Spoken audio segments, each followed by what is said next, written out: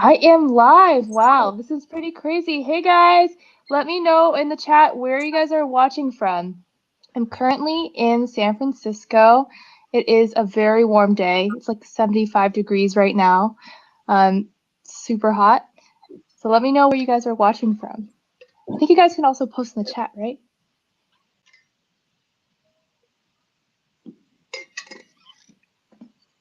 All right. Where are you watching from? We're going to get started in just a second. While we wait, oh, Colorado, we got Money Honey Rachel here in the chat. I hear Colorado's beautiful. A lot of 14ers. We got California. Krish, where are you watching from? Elisa, where are you watching from? Argentina. Nice. That's awesome.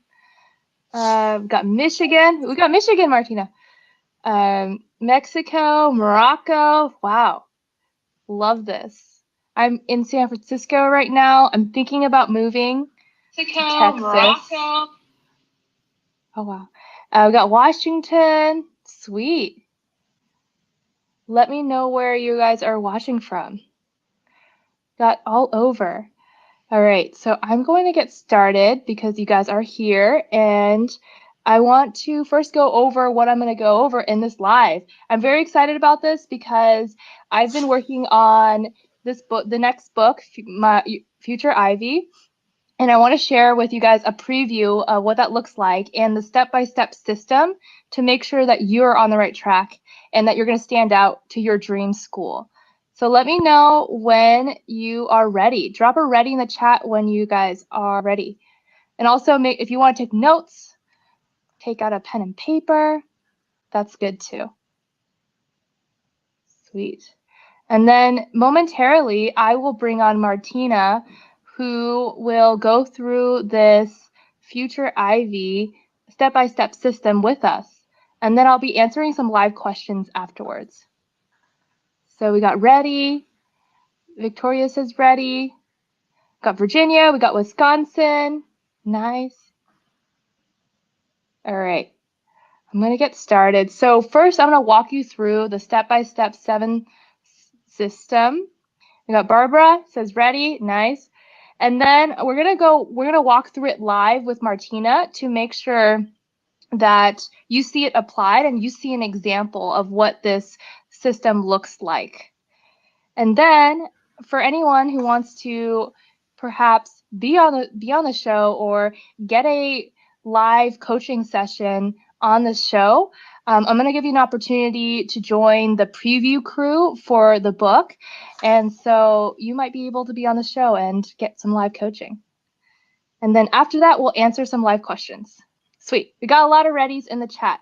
And feel free to drop in questions. We'll be taking live questions at the end. But it doesn't hurt to, if you have a clarifying question, to drop in the chat. Sweet. All right, so I will go through the 7 steps so this will help you stand out and figure out whether or not you're on the right track. I know that's very difficult sometimes to figure out what to do. There's so many priorities. You got your AP classes, you have your SAT prep. Let me know if you're feeling overwhelmed or lost. Like, I definitely felt overwhelmed and lost in high school when I was going through this process. And so I want this system to help you feel confident in your next step. Great. So this system is called the Achieve system, and it is actually spelled out. So the first step is A for aim for advanced classes. The second step is C, so conduct an activities audit. The third step is H, help your teacher help you. And I'll go through these in detail with Martina. The fourth step is to ignite your interest. The fifth step is to execute your theme. The sixth step is to vocalize your credibility.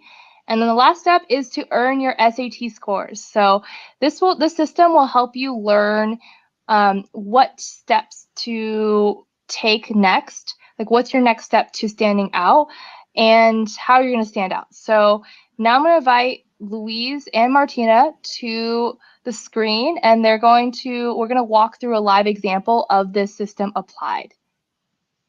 All right, so let me just, all right. Let me know if you can see Louise and Martina on the screen. Hoping so. Yes. Hey guys, my name is Luis. Hey guys. Hello, my name is Martina. Sorry. I'm one of the Ivy League Guide coaches, and I went to Notre Dame, if anyone's wondering, and we're working today with Martina, who is one of our very loyal future Ivy students. She has a project called End the Stigma, and she's going to be talking all about that. And Amy, go ahead. Awesome. Yes, I'm going to walk Martina through the system so you guys can see it applied. And as Louise mentioned, Martina has a organization called End the Stigma. And so, Martina, do you want to give a little overview of what End the Stigma is in case anyone's interested? Yeah, thank you. So, as Amy and Louise said, I am the founder and president of End the Stigma. So, this is a nonprofit organization that uses social media and like a variety of events and collaborations to raise awareness about mental illness and like stereotypes about mental health. Yes.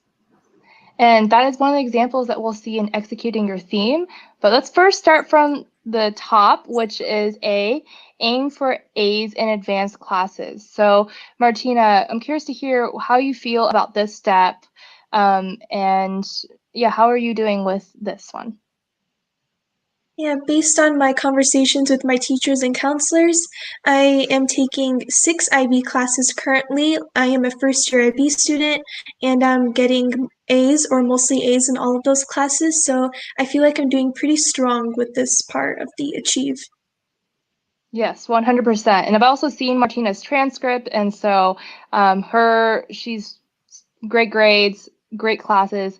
Let me know in the chat if you're doing the IB program or if you're doing the AP program. I did the AP program, and so depending on your school, you might have the opportunity to do the IB program or AP, or if you don't have advanced classes, potentially looking at a local community college could help you stand out in this step.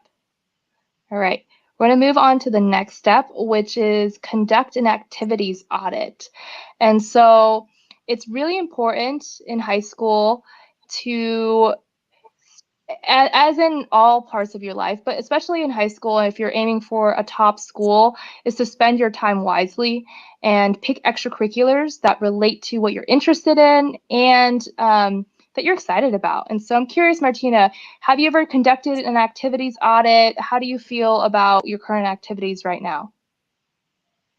I feel pretty good about my activities right now compared to like 9th and maybe 10th grade. I wasn't as focused with my extracurriculars then, but now in 11th grade, now that I found my passion of mental health and medicine, I've kind of narrowed down my extracurriculars and found like clubs and organizations that I am passionate about. So, as like I mentioned before, starting End the Stigma is probably my biggest extracurricular and the one I spend the most time on, just because I'm so passionate about mental health. And some other activities that I'm involved in, like with my school, I am a Spanish tutor. So I basically spend like a few hours every week tutoring and communicating with a student who's a couple years younger than me to just give them advice about Spanish and like how to be successful in that class. I'm also a part of Do Something Club. That's just an organization that brings awareness to social justice issues. That's also a club that I spend a few hours a week doing. So those are just like the main ones that I spend. That makes sense. So it sounds like there is a lot of activities that you do, so you might benefit from doing an activities audit just to make sure that you're spending the time in the right places. I've coached students that have many activities, like 6+ activities, and it's really hard to make a difference and show that you're making an impact when you are spread across thin. And so one of the mantras that I take to heart is less but better. Do less things, but do them better. Awesome. And off camera, we were talking, And Martina did mention that because of the quarantine, herself and along with a lot of other students kind of had to do a forced activities audit where a lot of the activities that you were previously part of got cut down. So she has been able to focus really, really into what she's passionate about, which is amazing, which is kind of the goal of doing an activity audit. A lot of people, like Amy mentioned, have 5 to 10 different clubs and positions and officers, and something And that that's not came out of bad, like initially. It's not bad initially. Like as a freshman, I think you need to try a lot of things to learn what you enjoy. Because, I mean, if I go back and look at all the activities I did, I had so many activities, journalism, act deck. I mean, I'm curious to hear from the people that are here, like, what are the activities that you do? Drop them in the chat. I'm curious. I just did so many things, but you need to try a lot of things to learn what you enjoy. So. And we have a question for Martina about how did you pick your IB curriculum? Are you taking HL or SL, and how did you pick? So in my school, we are required to take 6 IB classes, which means like eventually we'd have to pick 3 HLs and 3 SLs. Some of them are already chosen for me. I am doing HL Math and HL English. And just to like decide between HL or SL, I think of what subjects like I'm genuinely interested in and that I'm successful in. So many of like the upperclassmen like to tell the juniors, oh, you should take this history HL because it's really easy.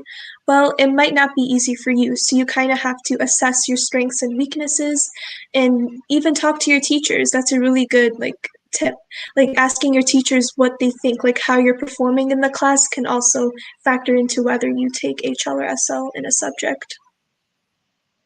Yeah, 100%. Like for me, world history, AP, I didn't have a very strong history background. And so I decided to take regular, which can be kind of crazy if you're you don't have to do all advanced classes. I would pick the ones that are related to your major and then save the time. Honestly, world history would have taken like 5 hours, 6 hours a week. And I spent that in more important things. And a key right, point here, and a key point in general for the aim for advanced classes, is that Martina did her research, and she talked to upperclassmen, she talked to teachers, she talked to her counselor, she figured out what the benchmark is. I mean, it sounds like there are some requirements, but she did her research, which is exactly what we were encouraged you all to do. Talk to your counselor, figure out how difficult your current schedule is, and maybe you'll find some room to go a little bit deeper on the classes that you're really interested in. Great. Yeah, that's a good point. So yeah, I'm curious to hear from Yasmin, Elisa, Orlando. Like, have you guys talked to your counselors yet? I'm curious if you've had a conversation about your class schedule.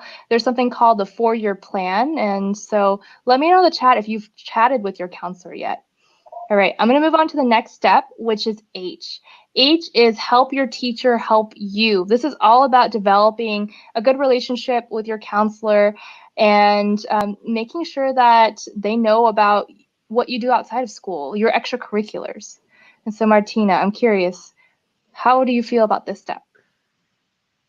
I feel pretty good about this step. So I have a really good relationship with my school counselor because we started a mental health club at our school together. That's kind of separate from my End the Stigma, just because that's like so like broad, like with the team members and everything, it wouldn't fit into my school. So I decided to start like a separate mental health club at my school with my counselor as the advisor. And I feel like meeting with her and like the other members like weekly has like made our relationship like much stronger. And in terms of my teachers, um, I'm really interested in medicine, so I'm trying to build like a strong relationship with my STEM teachers, so like math and science. And I kind of do this by being active outside of the classroom as well. So like meeting up with them to just ask them questions. And even if it's not about the subject, like you could ask questions to get to know them better. Because ultimately, like for me, like I am doing online school right now, so it's difficult to like connect with your teachers. So just asking them questions like outside of the classroom and bonding with them can like be really beneficial in the long run when they write your letter of rec. Yeah, 100%. And I just to highlight something that Martina said is that she started a club with, you said your counselor, was it? Yes. Yeah, so that's great. I think it's a good way to get your counselor, your teachers involved in your projects. And so that could be asking them to be an advisor in one of your clubs. Sweet. So Elisa says, not really. Here in Mexico, counselors don't really help with college admissions. Yeah, here it really depends on the school. I have some classmates and friends of mine who have an essay person like at their school and they help you with your college essay. That would have been great if I had that, but I think it really just depends. And if you don't have that kind of support, it's important to try to reach out and find other people that can help you in your journey. All right, I'm And going it to move doesn't on have to to be the your next. counselor. It can be any of your you can approach any of your teachers to give you advice on how to start a club or how to keep going from there. Yeah, 100%.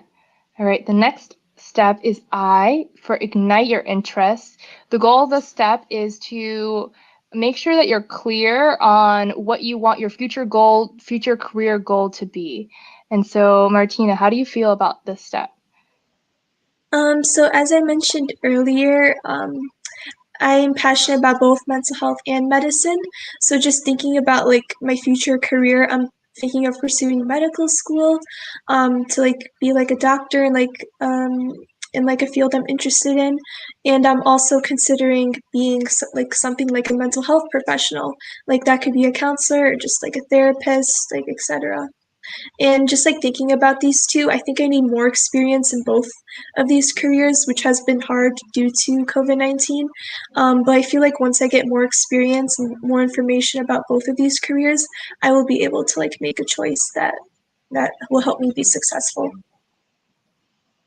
Yeah, no, that's a good point. I feel like getting more information definitely will help you make those decisions. And it is tough with COVID. A lot of things are canceled.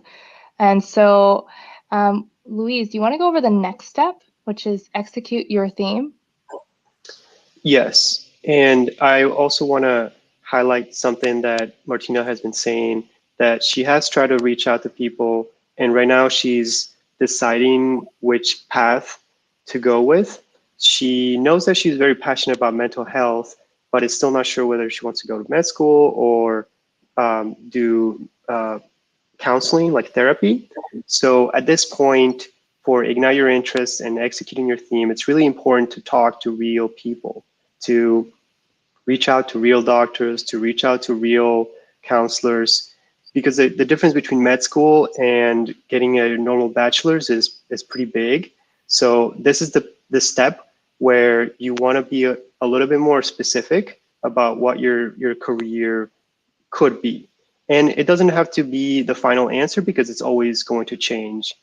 Yeah. Both myself and Amy, I went into college as an engineering student, actually aerospace engineering. And as soon as I got to the upper level physics, I just kind of got shut down. So totally changed careers. And Amy has similar stories about changing careers, but it's all about having a focus in high school and being confident that this is what you want to do. So we would recommend definitely that you talk to more people, and at least for the ignite your interest part, talk to people who are in your field, who are interested in the same things that you are, and that will give you a lot of clarity. And Yeah, for the 100%. next, And so I'm curious to hear your answers in the chat about what your dream career is. Like, do you know what you want to do in the future? When I was in high school, I was pretty clear on becoming a medical lawyer. I came to Harvard and was like, I want to become an international pharmaceutical lawyer. It's like super specific. It changes, but I'm curious to hear in the chat like what your dream career is and if you have a sense of that yet. All right, Louise, next step. And the next step is executing on your theme. And part of this is deciding what kind of project you want to be doing.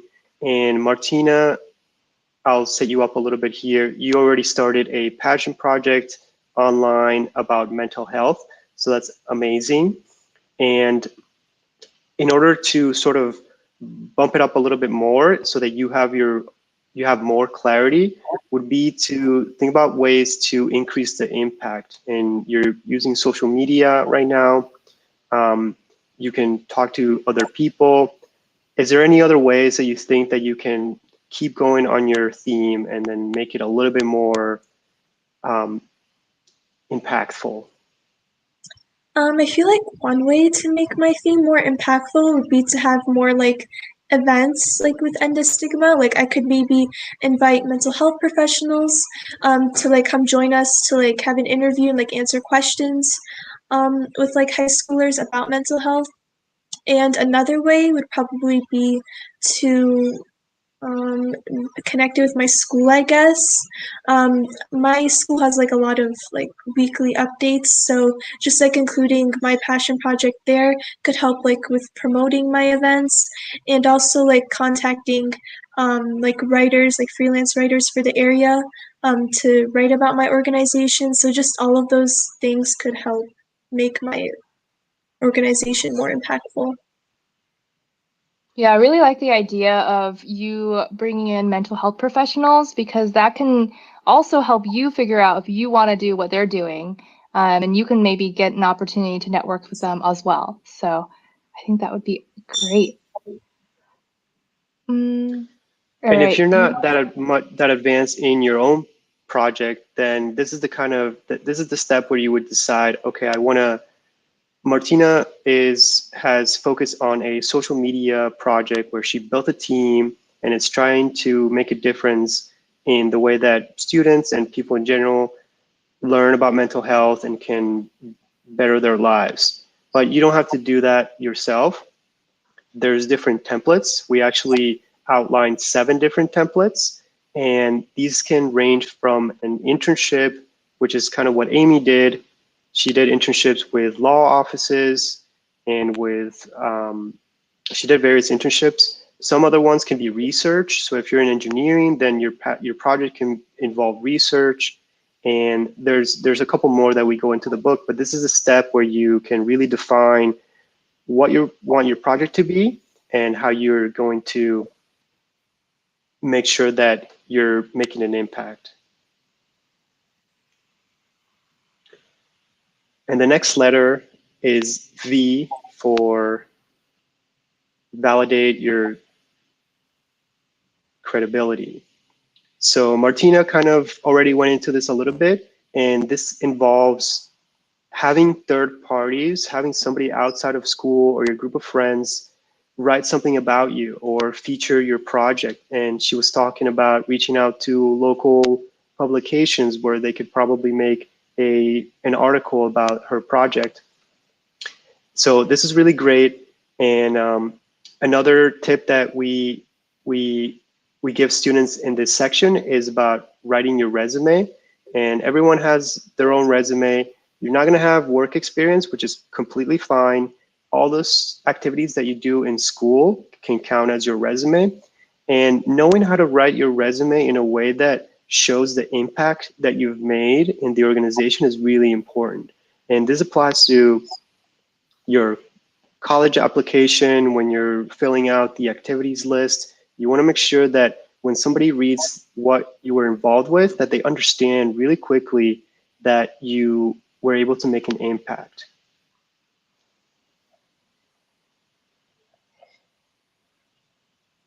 Awesome. So I will go into, so execute your theme. You have a passion project started already. And so I would say here, how do you feel about this step?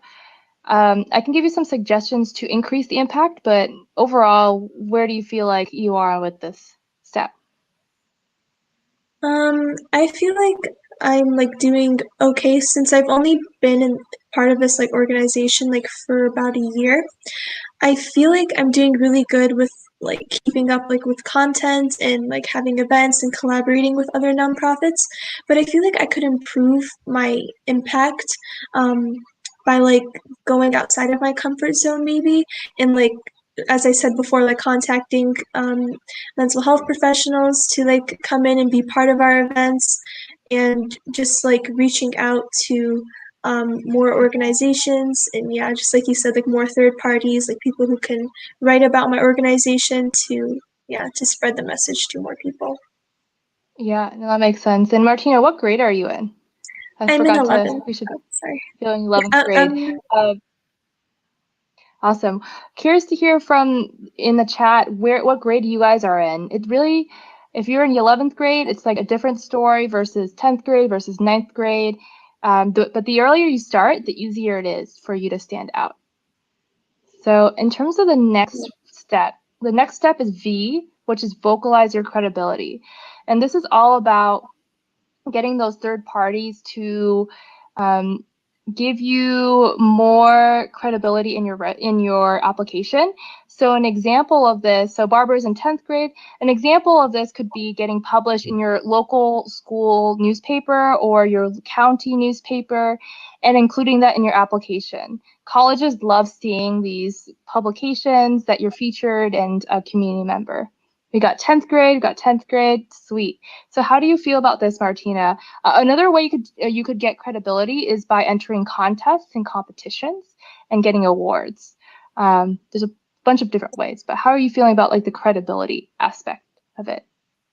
I agree with what you said about including that on your college application. I feel like it would really help you stand out if your organization like has been written in like the local papers and like been recognized by your county. I feel like that's really significant. And just like in terms of like voicing my credibility, yeah, I just feel like I could use some more improvement there by going outside of my comfort zone, like reaching out to more people. Overall, that's all I have to say. Yeah, no, 100%. Great. And then the last step is earn your SAT scores. So with your SATs, my recommendation for figuring out your target score is to look up your dream school's range. They'll give you a 25th percentile to the 75th percentile. And so you want to aim for the 75th percentile. I'm so curious, Martina, do you know what that is for what your target score is based on the schools that you're applying to? What schools are you interested in? So when I was making my college list with my counselor, we kind of talked about safety schools, match schools, and reach schools. Safety schools are colleges that you're confident that you can get in with like the scores you have and the extracurriculars you're participating in.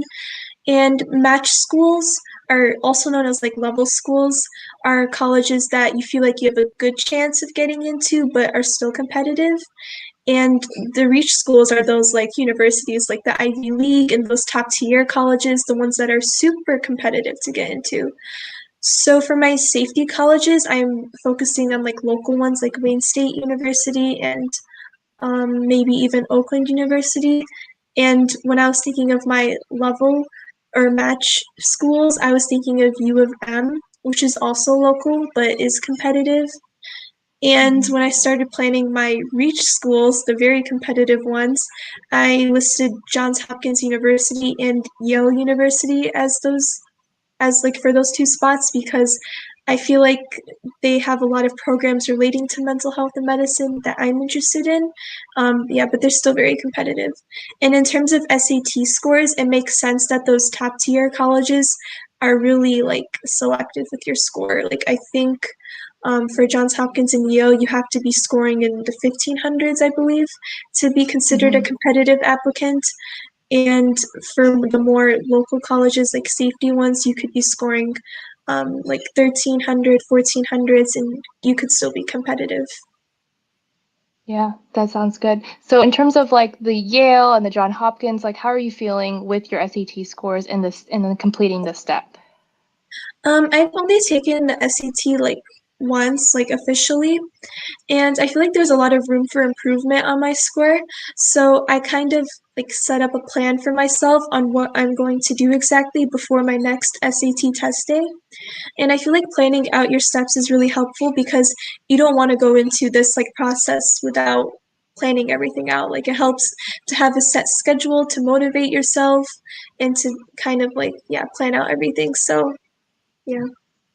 Yeah, no, for sure. Yeah, I know this was the step that I personally struggle with at the very end of just like having, it's a lot of practice tests and really just drilling and drilling and drilling on these. But if you practice a lot, you can get your target score. Like it will happen if you just do enough practice tests. Sweet.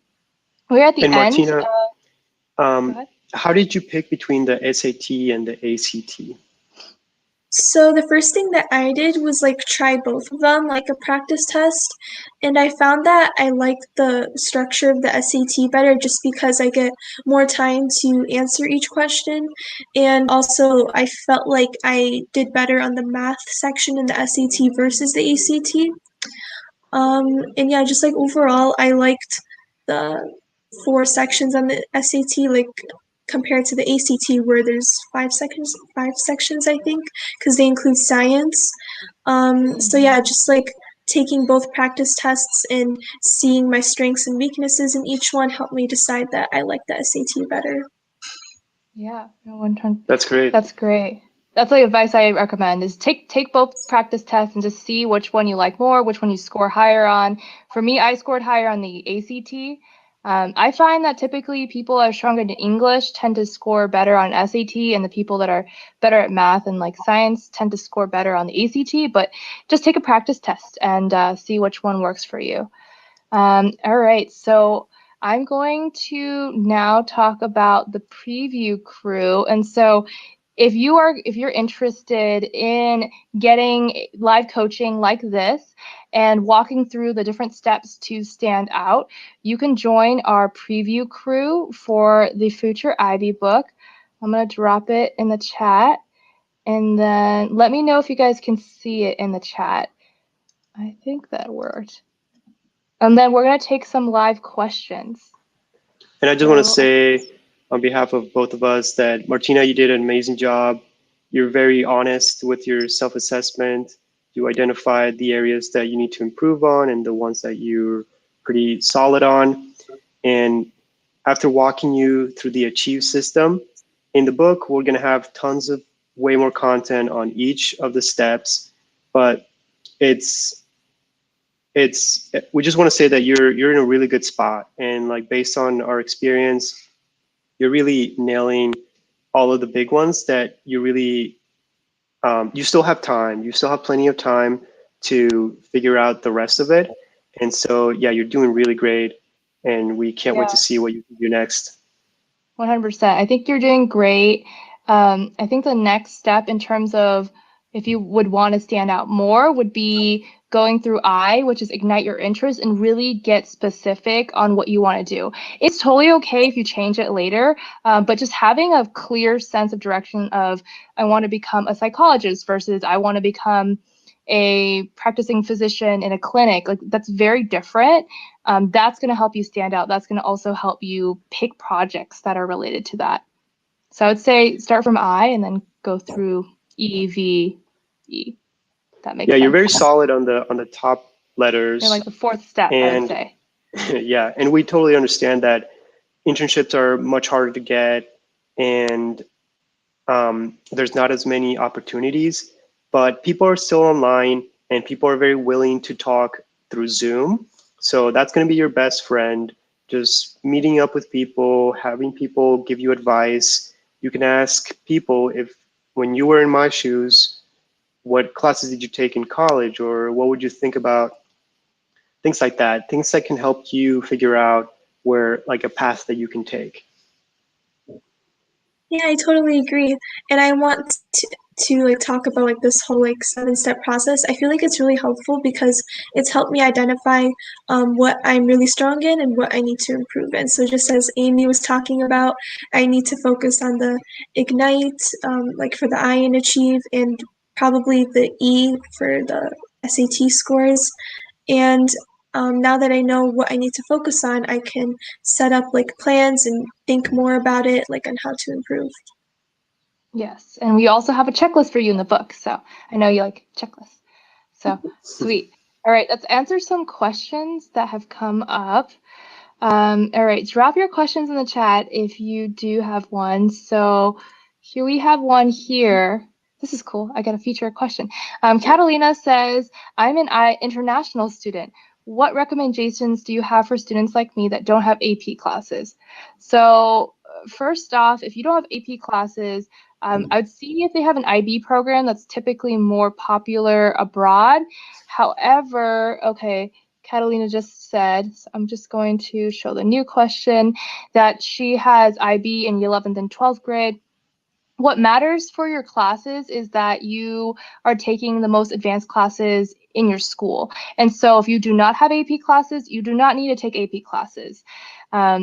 It sounds like you'll just have to wait till 11th and 12th grade to take IB classes.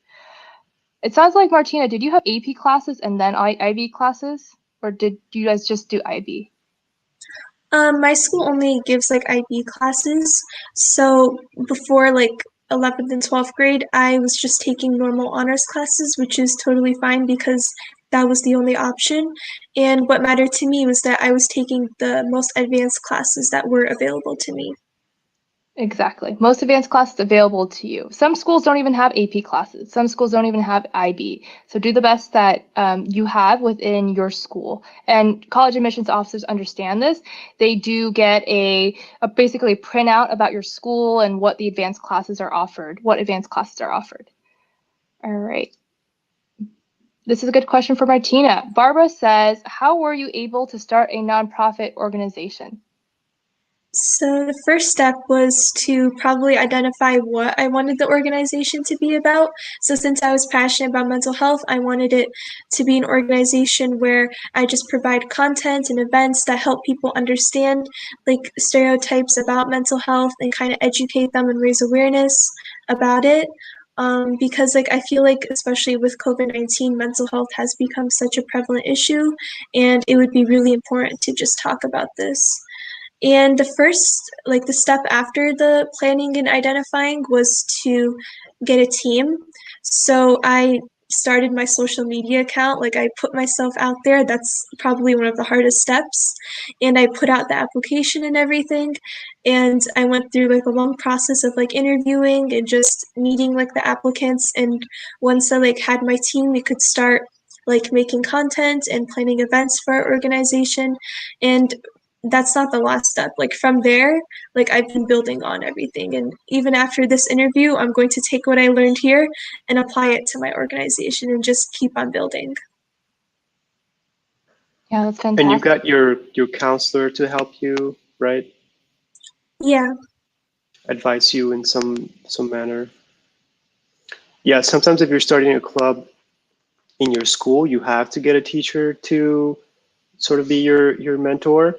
So that's a great way to just kind of like sneak in there and start creating relationships with your teachers. Yeah, for sure. All right, so I am going to, a few more questions. This is a quick one. So Yasmin asks if she should submit her SAT score even if it's optional. So my advice here would be only to submit it if it's in the higher range of the 25th to the 75th percentile. If you're in like 75th percentile, then submit it. If not, it won't really help. And then let's see this question. S says, I'm currently a freshman. What should I do over the summer? Should I focus more on AP, dual credit classes, or extracurriculars in 10th grade? What do you guys think? What do people in the chat think? And then what do you guys think, Martina and Louise?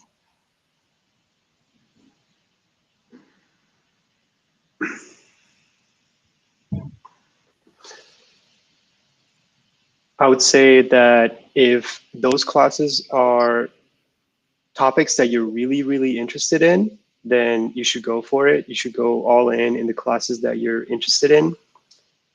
On the other hand, if it's classes that you don't really care about, then your time is better spent doing something like a passion project or some kind of extracurricular that's going to really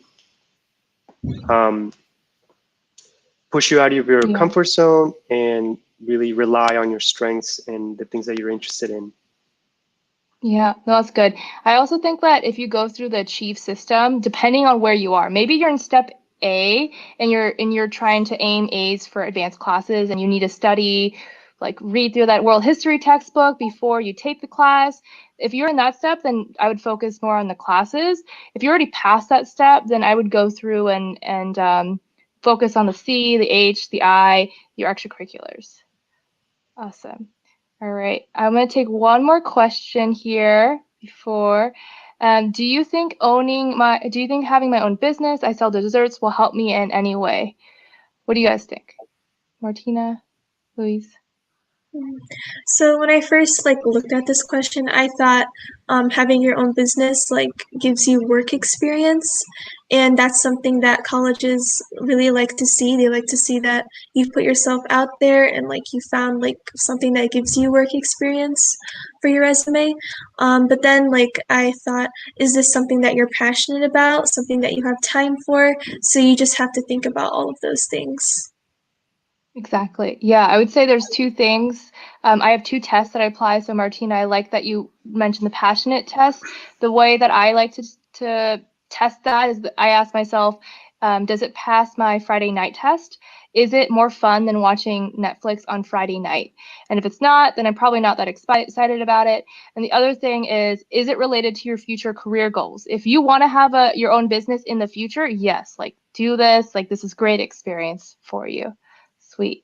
And then any closing thoughts before we wrap things up? Thank you guys all for being here. Louise, Martina, any last tips of wisdom do you want to give to people here?